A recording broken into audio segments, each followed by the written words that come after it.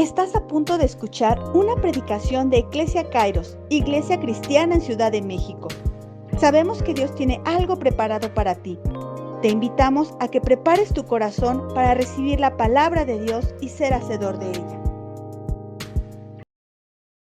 Porque sabemos que dependemos los unos de los otros, porque cada quien tiene algo que Dios ha depositado en ellos y nos permite establecer relaciones más profundas en la práctica del honor, del amor y de la gracia de Dios, y en el entendimiento que Dios nos ha puesto como colaboradores de Dios a cada uno en cierta área y en cierto espacio en nuestra vida y en nuestra historia.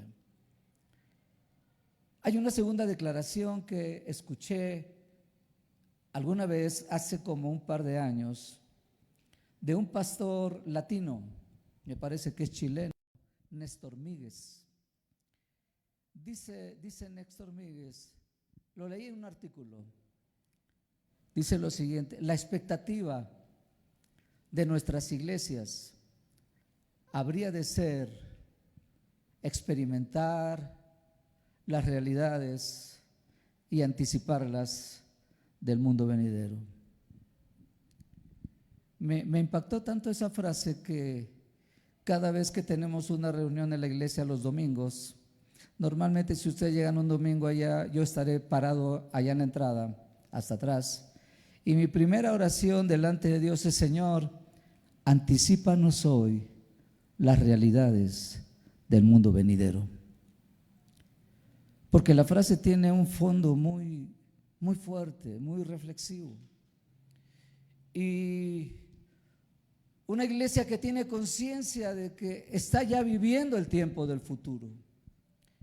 De repente podríamos perder de vista eso, pero todo lo que el apóstol Pablo está enseñando a las jóvenes iglesias es: ya estamos viviendo el tiempo del futuro.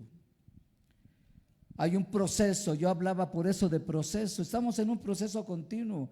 Cada vez que estamos en una reunión como esta adorando a Dios, se cumple la palabra que Pablo le está enseñando a la iglesia de que somos transformados cada vez más a su imagen. Alguna vez escuché otra frase que también desde una escritura del Antiguo Testamento dice que nosotros somos aquello o nos convertimos en aquello que adoramos. Y de repente podemos estar adorando otras cosas, porque no significa únicamente que yo tenga una imagen que no sea Dios, pero es evidente, y una de las labores pastorales con las que nos enfrentamos continuamente es darnos cuenta que en la vida de muchos Dios ha perdido el primer lugar de sus vidas. Hemos olvidado la práctica del Shema bíblico, en la que Dios es el primero y lo mayor.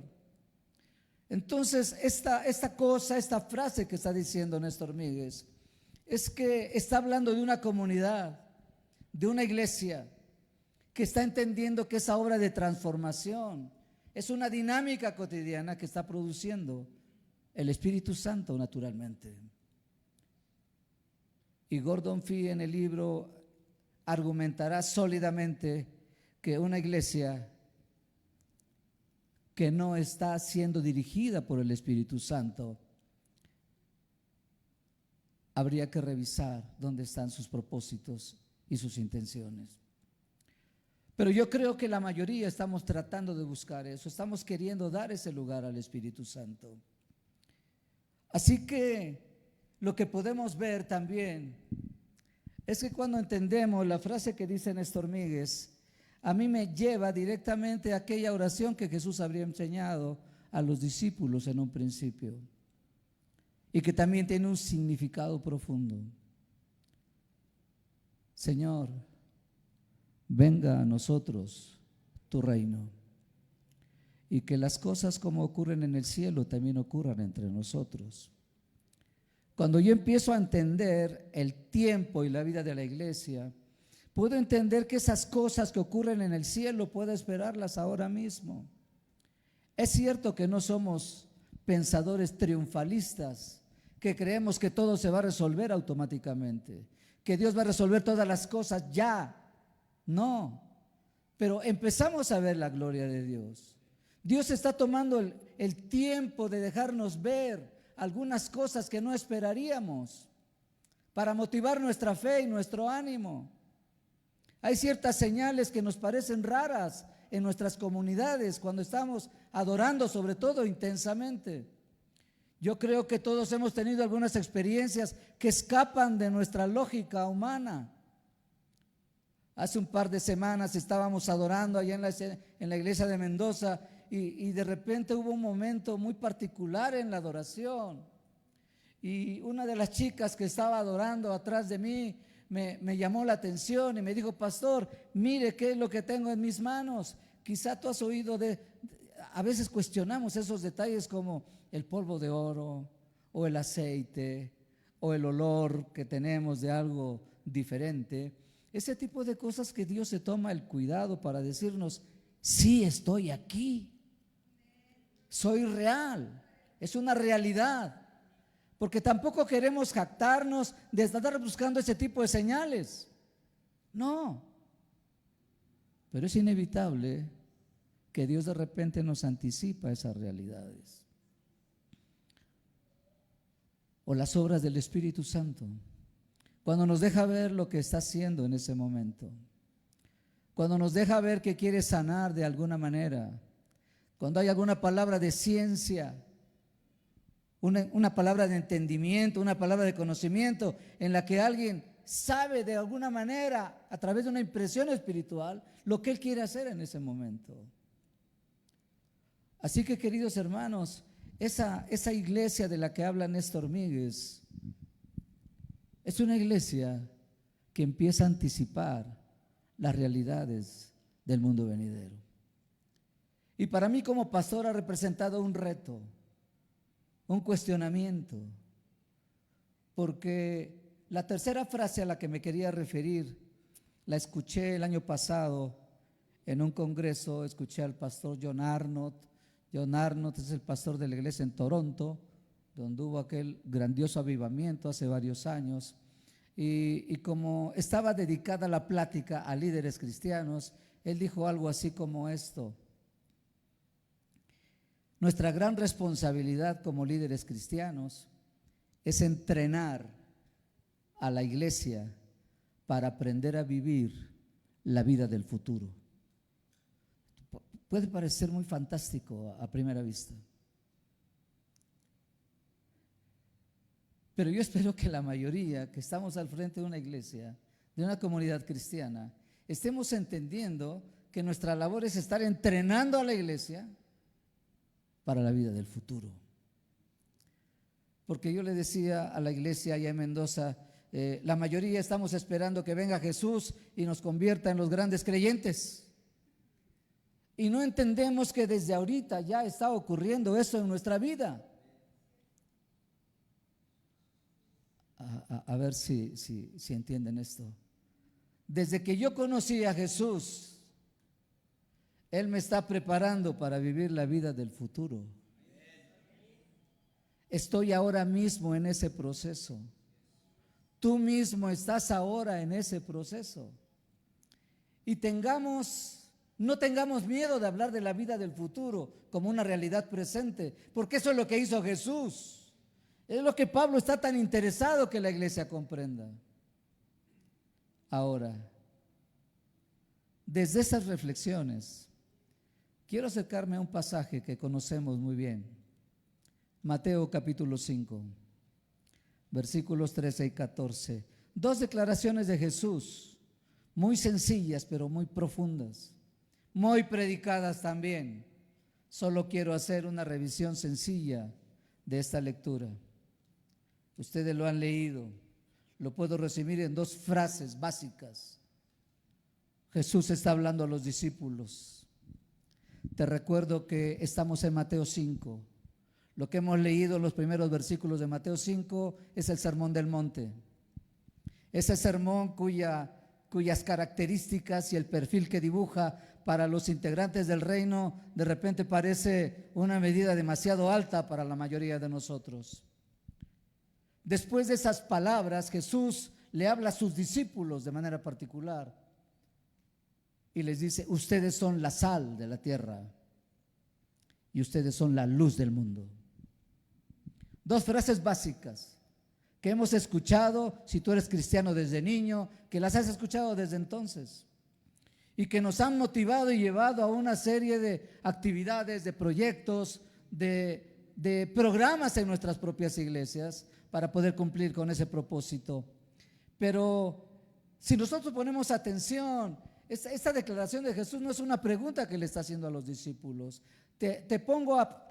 Quiero llevarte a que los discípulos todavía no tienen mucho tiempo siguiendo a Jesús. Están aprendiendo a escuchar a Jesús.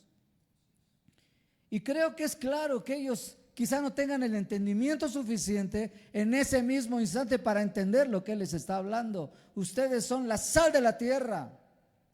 Ustedes son la luz del mundo. No les está preguntando, no les está sugiriendo, no les está profetizando. Está haciendo una declaración afirmativa de lo que ellos son.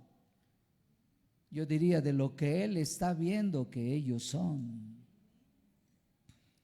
Así que es lo que ellos son dentro del proyecto redentor de Jesús.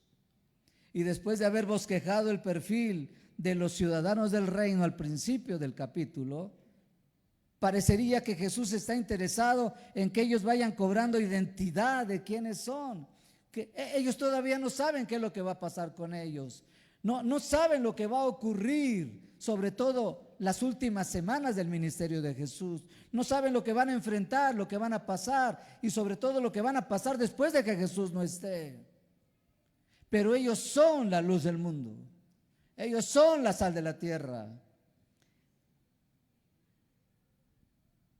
Parecería que la obra del Espíritu con nosotros es también que vayamos cobrando identidad sólida y profunda de quiénes somos, de qué instrumentos somos, de cómo Dios nos está viendo en nuestra época y en nuestro tiempo. En esas declaraciones podemos recordar la propia intención de Dios desde el inicio en el Antiguo Testamento de hacerse de un pueblo. Todos conocemos la historia de Abraham, de Jacob, de sus generaciones, y la intención de Dios de hacerse de un pueblo para bendecir a toda su creación, para ser instrumento en sus manos, para traer redención a toda la creación. Es el propósito de Dios. Es lo que Dios ha querido con Israel, hacerse de un pueblo para su nombre. Pero dice el doctor Mariano Ávila, en otra de sus lecturas, de sus escrituras, que Israel falló en su vocación. Pero lo más importante es darnos cuenta que los propósitos en el corazón de Dios siempre se cumplirán.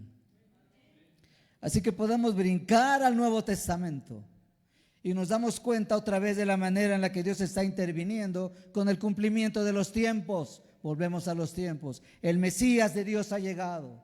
La obra de la redención está llegando a su punto culminante con el ministerio de Jesús. Y después veremos que empieza a traer algunos de aquí y de allá, aún entre el pueblo judío. Y si seguimos la narrativa del Nuevo Testamento y seguimos a Pablo, podemos ver la apertura de la gracia para aún todos aquellos que no eran descendientes directos de Abraham. Hoy somos tú y yo, ¿verdad? Una iglesia que está conformada por todos los estratos sociales y por todas las culturas. Un grupo, un pueblo de Dios que no es exclusivo, sino inclusivo. Y si quiero confirmar eso, solo me basta recorrer con Jesús los lugares por donde Él caminó. Y lo puedo ver moviéndose por los lugares más desprotegidos, más pobres de Judea, pasando por Samaria, viendo en Galilea la plena manifestación de su ministerio entre la gente más desprotegida y que era menos calificada por la sociedad de su tiempo. Así que los propósitos de Dios no se detienen. La llegada del Mesías ha de inaugurar esa nueva época, ese nuevo etos. Y la intención de Dios continúa entonces con esa nueva humanidad, como también Mariano Ávila lo recordará de los escritos de Pablo, una nueva humanidad, un pueblo para su presencia, que somos nosotros. Y Gordon Fee agrega algo más, dice, aunque la salvación, aunque los hombres, aunque ese grupo que Dios está integrando, se da de uno en uno, y entonces resalta el objetivo de la salvación, no como un evento individual ni particular, sino con la intención de Dios de traerte a ti y traerme a mí a conformar ese pueblo que Él estará usando para redimir a su creación. Así que el propósito redentor de Dios no se detiene. Como dice él mismo, viene de uno en uno, pero Él quiere seguir integrando ese pueblo escatológico que en el presente vive en unidad, la vida del futuro, mientras aguarda la consumación de los tiempos. Y entonces para Jesús ser sal y ser luz cobra un sentido muy relevante y muy importante. Que los discípulos entiendan que el ser sal y el ser luz es parte del corazón de Dios para poder cumplir su propósito redentor con la creación. El versículo 13 empieza diciendo, ustedes son sal de la tierra. Y es interesante que después de esa declaración, la lógica del pensamiento de Jesús lo lleva a hacer un cuestionamiento serio, porque no se encarga de explicar de qué está hablando. No les está explicando qué significa ser la sal o qué no. Está hablando de un calificativo de la sal que es el sabor, es la palabra que está registrada con Mateo. Sino que él dice lo siguiente: si la sal pierde su sabor, otra versión dirá, si se vuelve insípida, ¿quién le devolverá su sabor? Y la culminación es, no sirve para nada.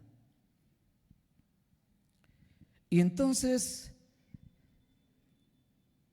lo que podemos ver en esta declaración de Jesús nos confronta y nos cuestiona.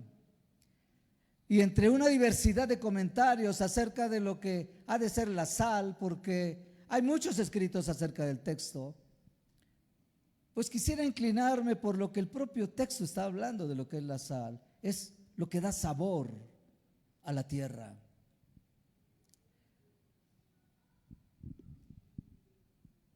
Muchos de nosotros recordamos el día que llegamos por primera vez a una comunidad como esta. Yo no sé quién tenga más de 10 años de conocer el Evangelio, de haber entregado su vida a Jesús. ¿Quién tiene más de 20? ¿Quién tiene más de 5? Ok. Yo llegué a una comunidad como esta cuando yo era un niño, pero en realidad cuando yo llegué en serio, porque de repente estamos y no estamos en serio, ¿no? Porque me llevaba mi mamá, ¿verdad? A jalones, ¿verdad? Y de la oreja también, o si no, no te doy para que vayas a la matiné y cosas de esas en mi tiempo, ¿no? Pero le empecé a cobrar un sentido maravilloso a la vida de la comunidad cuando le abrí mi vida a Jesús. Antes yo no le encontraba sentido. Yo no quería integrarme a una comunidad cristiana. Yo hacía todo lo posible por hacer lo contrario. Yo tendría unos 14 o 15 años, ¿verdad? Y de repente yo viajé a la Ciudad de México, aquí, yo soy de Ciudad Mendoza, Veracruz, y viajé aquí a estudiar una carrera en el Politécnico. Y yo creía que yo sabía de todo. Ya saben, cuando tú llegas a la profesional, crees que sabes de todo, ¿verdad? Y a tu mamá, que es cristiana y creyente, tú llegas y le quieres dar clases de la vida, ¿verdad? Y ella te repite un texto y tú quieres hablar de lo que has escuchado con tu grupo marxista en el que estás allá en la universidad y ese tipo de cosas. Yo llegaba así, los fines de semana cuando yo iba para allá. Y yo andaba medio perdido, es la verdad. Yo quería ser ingeniero, que finalmente fui ingeniero. Yo quería tener un propósito más serio en la vida, no encontraba yo qué. Yo tocaba la guitarra, me encantaba tocar la guitarra. Quería ser músico también y me gustaba mucho leer, quería yo estudiar filosofía y letras, pero me metí a estudiar ingeniería.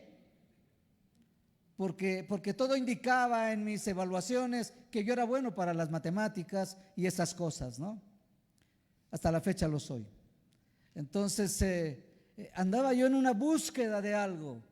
Yo sabía que había un grupo allá donde mi mamá iba y quería que yo fuera y que a mí no me gustaba ir, pero el día que yo entregué mi vida a Jesús, porque es interesante lo que una madre puede hacer por sus hijos cuando no los pone contra la pared.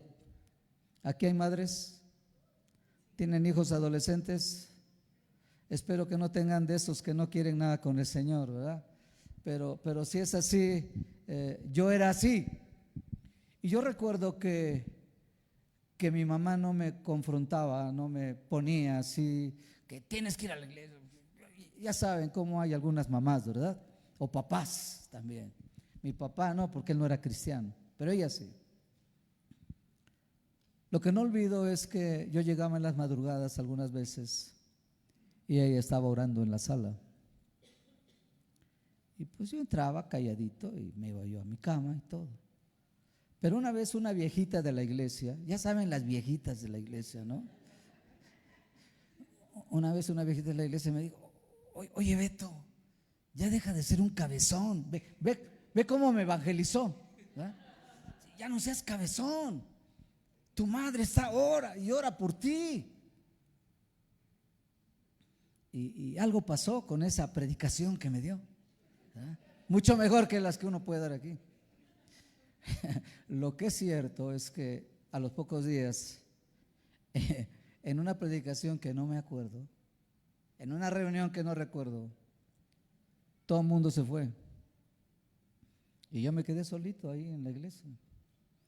Y recuerdo que pensé lo siguiente: Señor, yo no entiendo a esa gente, no entiendo de qué se trata, pero quiero saber.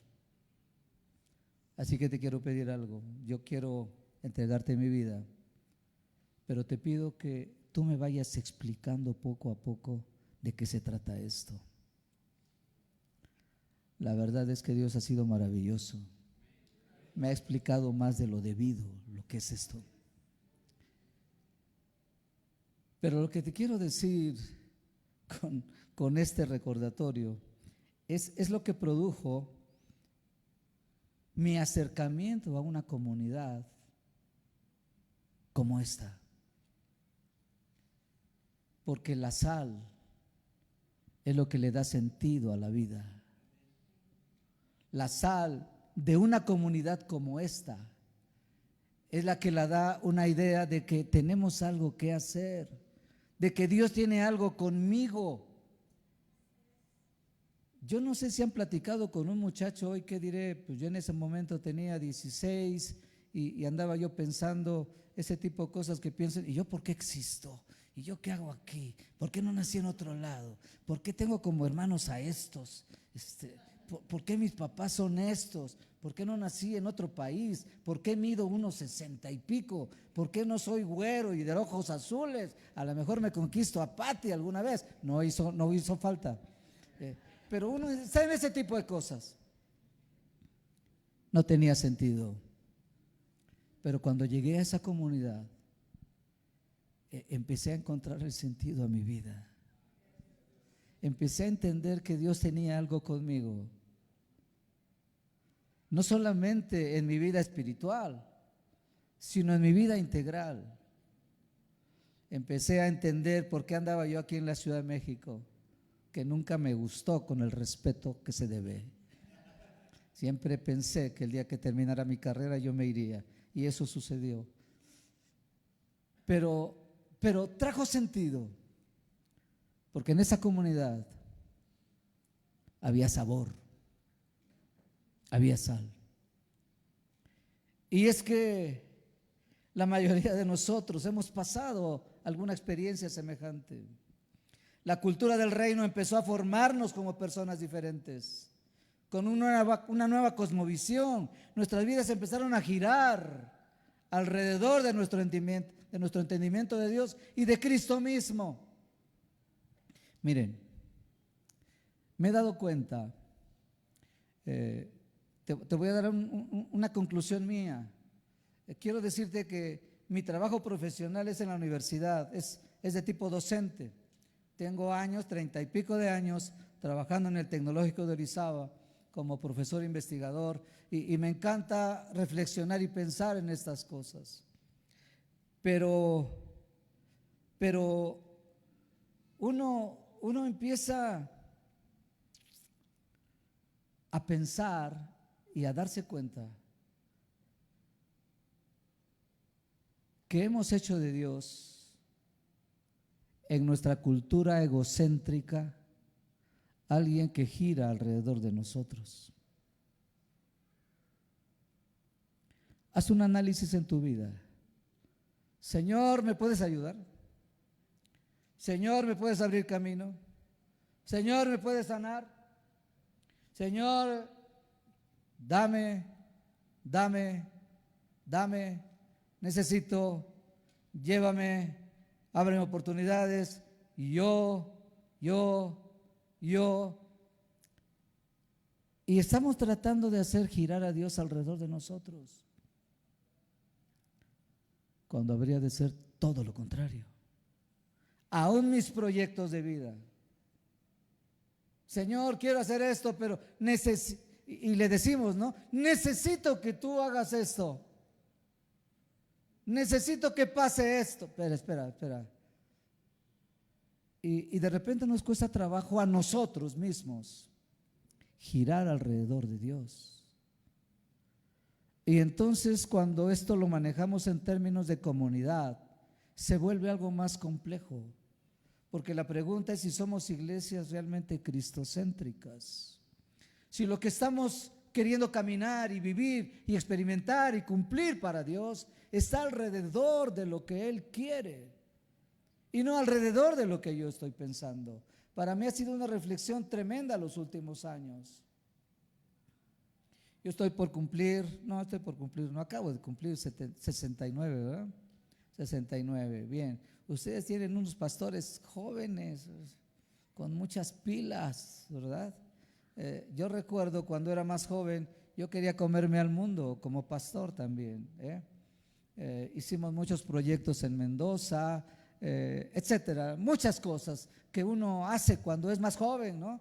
Ya cuando vas caminando un poco más, tu cosmovisión empieza a cambiar un poquito, no tanto por lo que Dios quiere a lo mejor, sino porque tú dices, pues ya tengo que tomar la pastilla para la presión y empezamos a darnos cuenta que nuestro cuerpo se está desgastando, que ya no es el mismo y perdemos de vista un poquito esas cosas.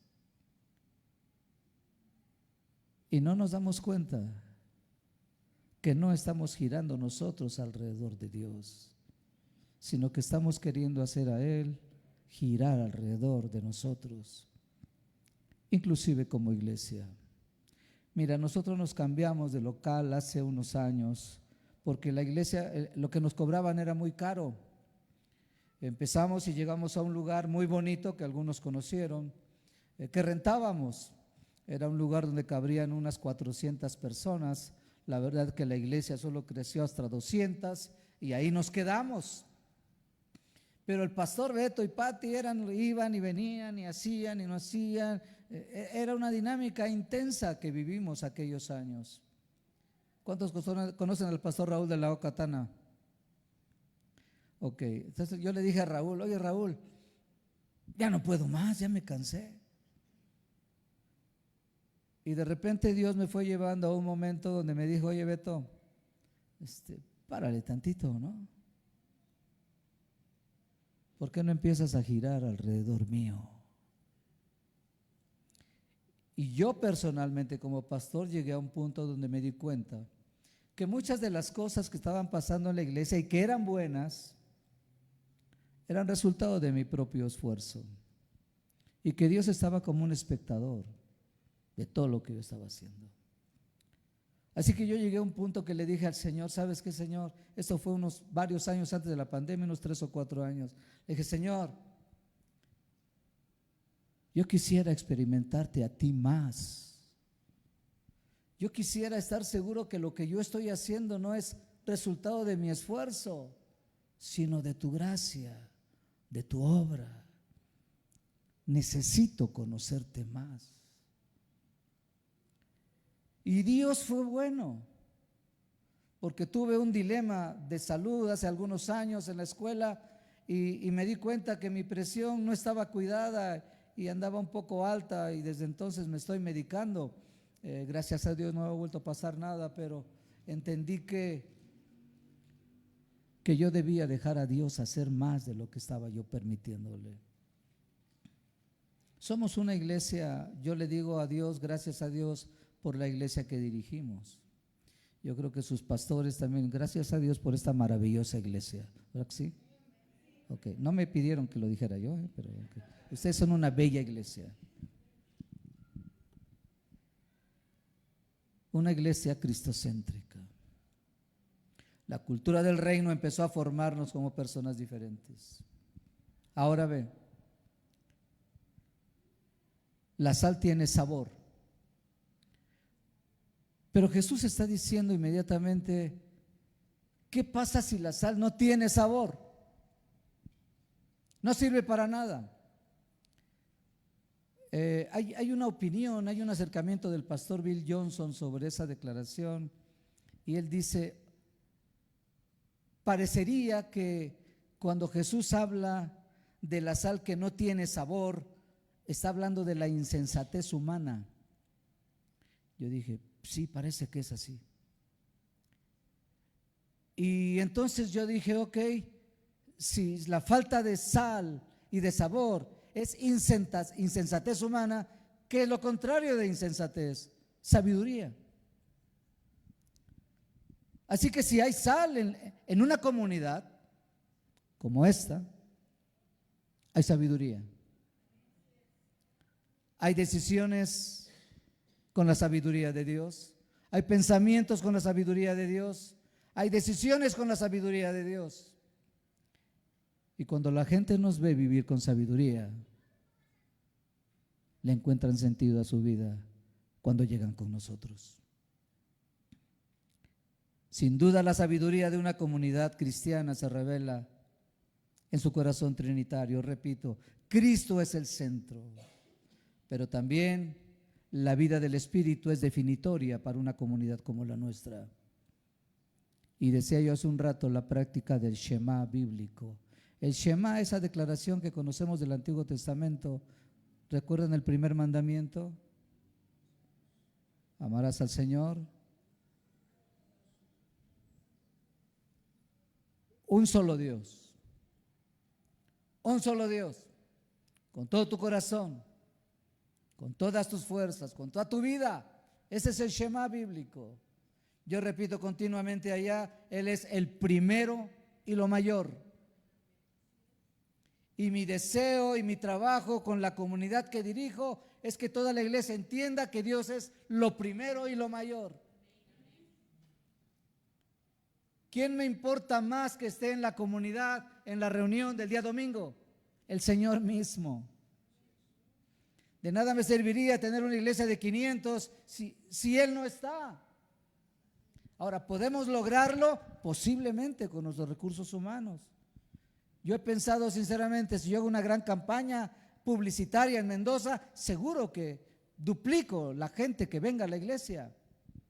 Alguien me dice, pues sí, pero y eso no está nada contra Dios, pero le digo, espera, deseo ver la mano de Dios en todo esto. No significa que todos vengan solitos, pero si yo soy una comunidad que tiene sal y que tiene sabor, la gente va a estar aquí.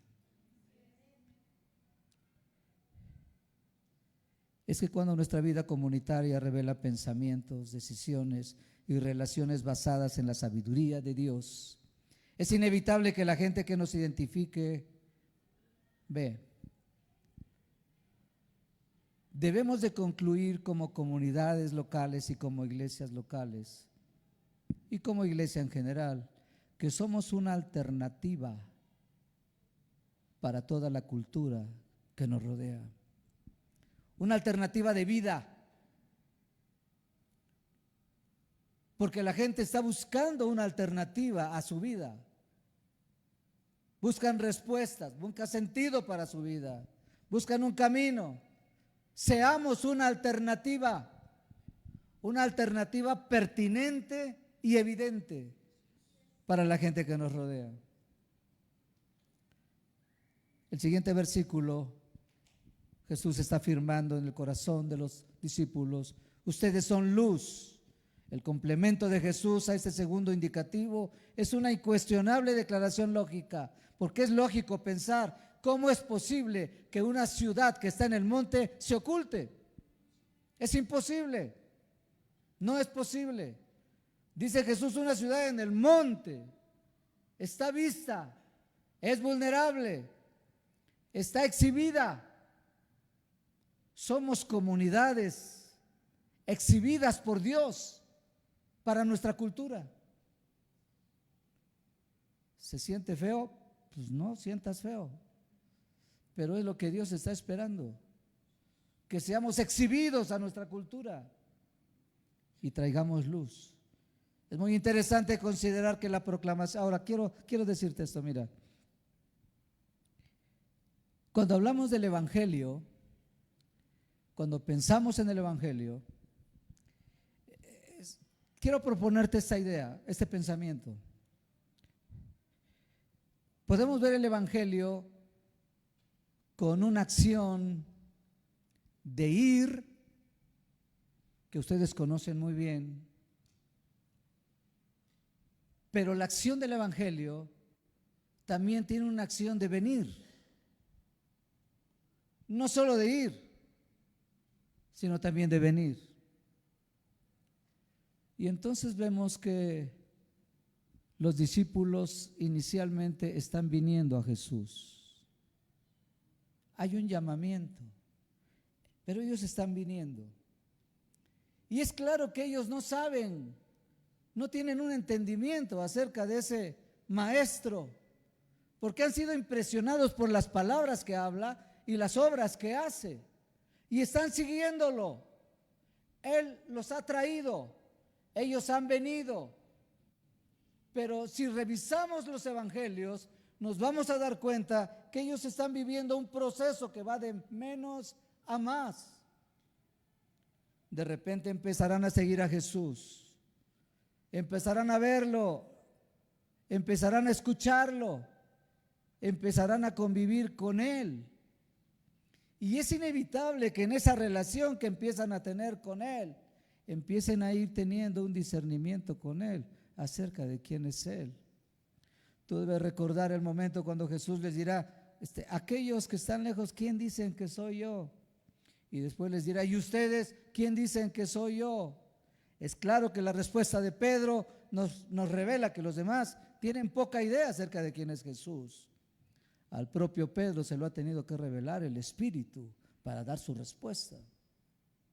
Pero lo que es seguro es que en ese proceso, que no terminó aún con la muerte de Jesús, después de la resurrección, vemos a estos hombres finalmente entender quién era Jesús de Nazaret, el Mesías esperado de Israel. Y es que esto es lo mismo que pasa, querida iglesia, con las personas que nos visitan. Yo quiero pensar que las personas que llegan a visitarnos, como las que hoy han venido, y nos estamos encantados por eso, de repente no vienen no vienen con la idea de qué es la salvación y cómo le hago y qué pasitos debo decir o qué oración debo repetir. No, ellos no vienen con esa idea. Ellos vienen porque quieren descubrir qué está pasando con nosotros, qué está pasando contigo. Allá estamos trabajando con células en Ciudad Mendoza y es bello, para mí es una experiencia muy bella ver cómo la gente que se acerca viene porque han visto a esta familia que algo ha cambiado en sus vidas. Ya no se escuchan los cucharazos y los gritos de ese matrimonio. Ahora se escuchan cantos, ¿cómo les llaman? Evangélicos, cristianos,